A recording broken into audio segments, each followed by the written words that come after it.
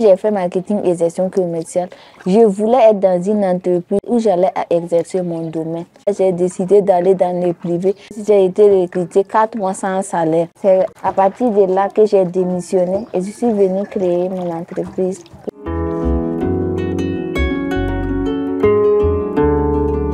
Nous transformons les graines de néré en plusieurs gammes de Soumbala, à savoir le Soumbala en granulé, en boule, en poudre.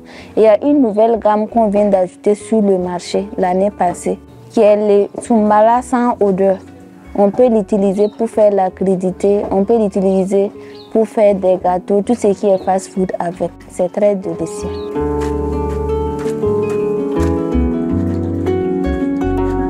Je me suis intéressée au Soumbala parce que la majorité de la population burkinabé consomme le Soumbala. Et j'ai vu que le Soumbala, c'est un produit qui est naturel et très riche en valeurs nutritives.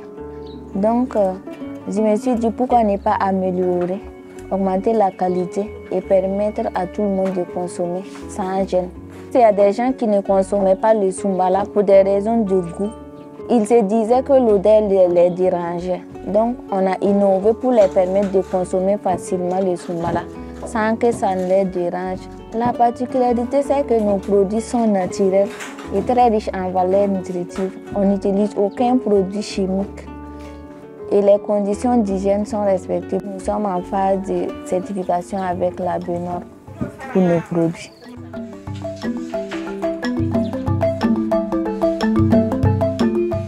Ce qui a été le plus difficile, c'est l'obtention du prêt. Puisque pour pouvoir évoluer, il faut un minimum.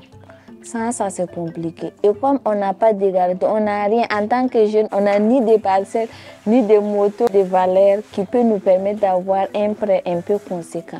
Donc ça fait que c'était un véritable souci. C'est ça qui était mon véritable souci au début. C'est ma maman qui a pris un prêt pour moi, pour que je puisse démarrer.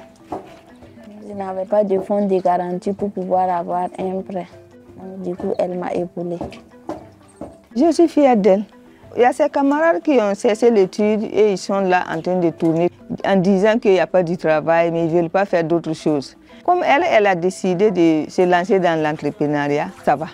Elle peut se débrouiller d'elle-même. Et on espère aussi qu'elle va avancer plus que ça.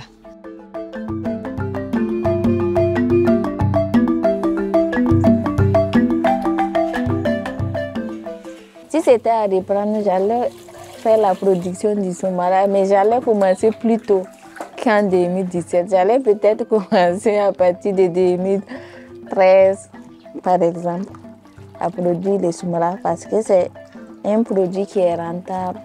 C'est vrai que la transformation n'est pas facile, mais c'est un métier qui nourrit son nom. Il y a toujours du travail à faire, mais je suis fière parce que le verre n'est pas bien rempli, mais on a au moins franchi la moitié et c'est déjà bon.